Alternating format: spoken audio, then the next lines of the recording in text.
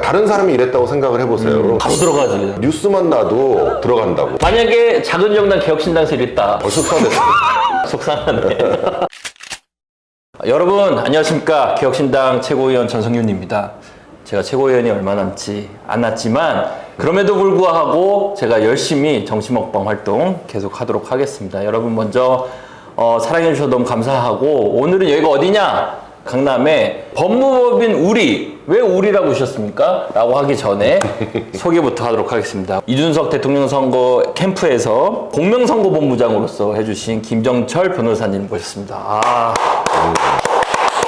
그래도 악수 한번. 아유, 너무 고생 많으셨습니다. 고생 많으셨습니다. 이번에 대통령 선거를 이제 공명선거본부장으로서 이제 치르시면서 소회를 짧게 말씀하신다면?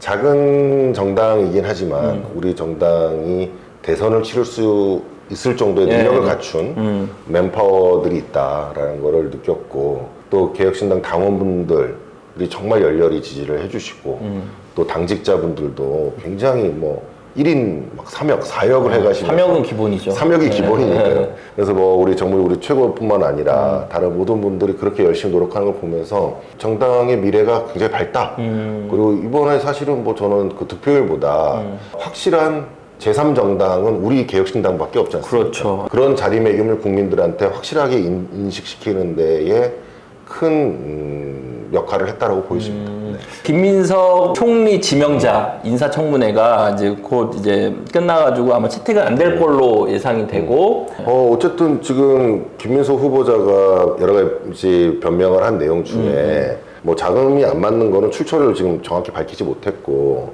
제일 이상한 거는 어쨌든 장모한테 2억 원을 생활비로 매달 3,400씩 받았다고 하는데 2억을 헌금했다는 게 더 이상한 거예요. 생활비도 누구한테 탔어야 되는 사람이 헌금을 2억을 한다. 사실 이 정도 의혹이면 수사의 대상입니다. 예전 같은 검찰이었으면 아마 이미 벌써 압수수색했을 거예요. 다른 사람이 이랬다고 생각을 해보세요. 그럼 당연히 수사를 하게 돼 있어요. 바로 들어가지. 그럼요. 뉴스만 나도 들어간다고. 만약에 작은 정당 개혁신당에서 이랬다. 벌써 수사됐어. 속상하네.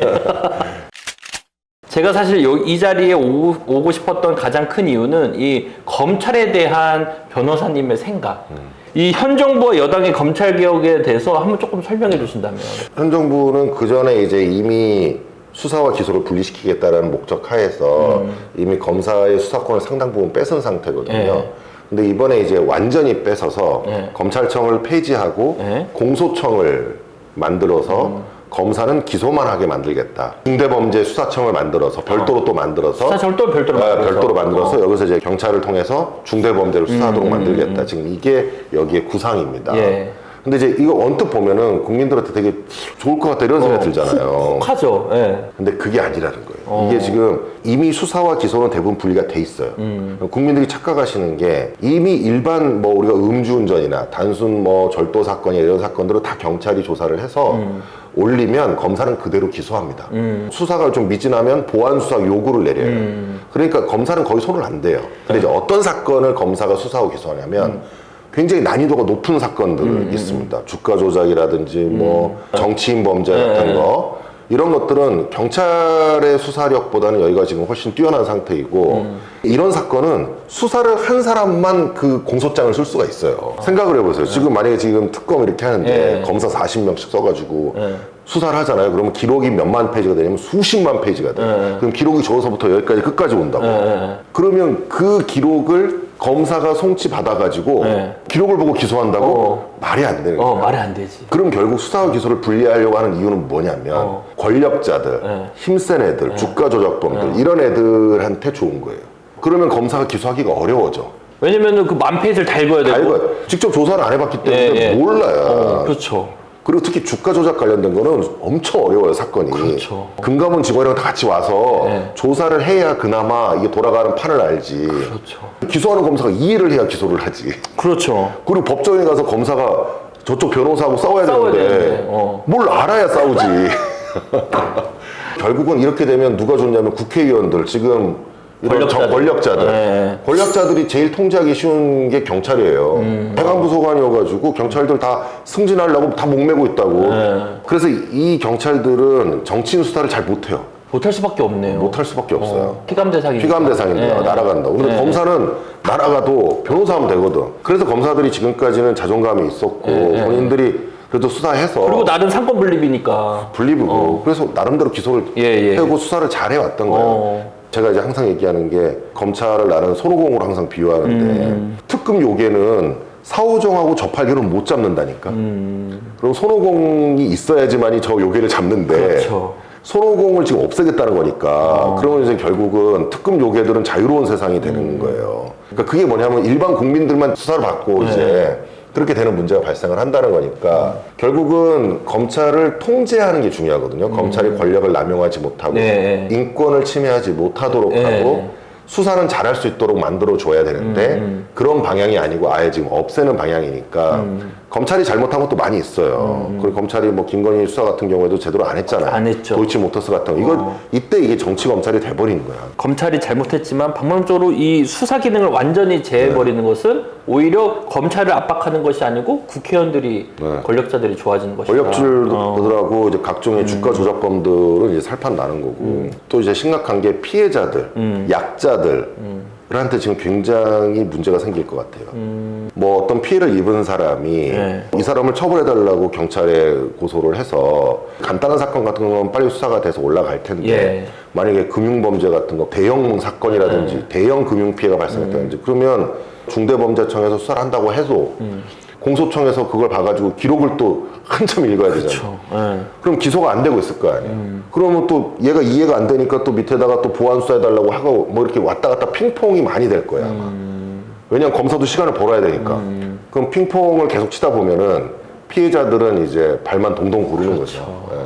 이런 내용들을 제가 우리 국민 여러분과 우리 당원 동지 분들과 함께 나누고 싶어가지고 갑작스럽게 왔는데 그래도 저는 개인적으로 너무 재밌었어요. 아, 그래요? 네, 짧지만 너무 다행이네요. 재밌었고 마지막으로 혁신당이 이제 100년 정당으로 나가기 위해서 계속 발전할 텐데 그 안에서 어떤 역할을 좀 하고 싶으신지 좀 궁금합니다. 저는 개혁신당이 좀 더 단단해지고 제3정당으로 자리를 잡으려면 이 당이 일단 먼저 정비가 잘 돼야 된다고 생각해요. 저희 당은 지금 현재 작은 인원으로 모든 걸 하다 보니까 효율성과 시스템이 굉장히 중요하고 당에서 어떤 역할을 맡던 그 역할을 맡은 사람이 가질 수 있는 예측 가능성을 높여주는 것이 필요하다고 생각해요.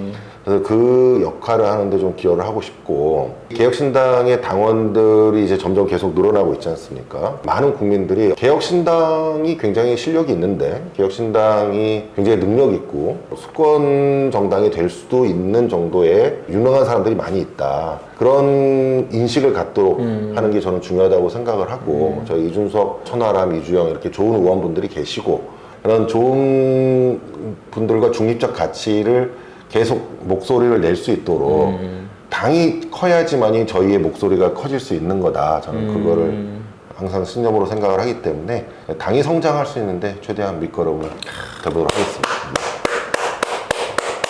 여러분 저도 이제 최고위원이 얼마 남지 않았는데 최고위원이 끝나더라도 저는 여전히 개혁신당에서 도움이 되는 역할을 할 것이고 우리 개혁신당 12만 우리 당원분들과 함께 호흡을 같이 할 것이다 이렇게 말씀드리겠습니다. 그래서 지금까지 21대 대통령 선거 이준석 캠프의 공명선거 본부장님을 하셨던 김청철 변호사님과 함께 했는데요. 김청철 변호사님도 유튜브가 있습니다. 소개 잠깐 해주시죠. 저도 이제 법률적 관련된 부분과 관련돼서 저희 당원분들한테 좀 여러 가지 설명을 드리려고 로이어킹이라는 유튜브 채널을 가지고 있습니다. 라이언킹 아닙니다. 로이어킹. 로이어킹입니다. 로이어킹입니다. 그래서 꼭 로이어킹도 좋아요, 구독 부탁드립니다. 그래서 앞으로 이제 좀 있으면 이제 전당대회가 진행이 될 것이고 전당대회 관련해서도 전당대회 준비위원회가 조만간에 이제 발표가 있을 텐데 아마 7월 말 정도에 치러질 예상입니다. 그때 많은 당원 동지 분들께서 참여하셔가지고 정말 즐거운 축제가 됐으면 좋겠습니다. 그래서 지금까지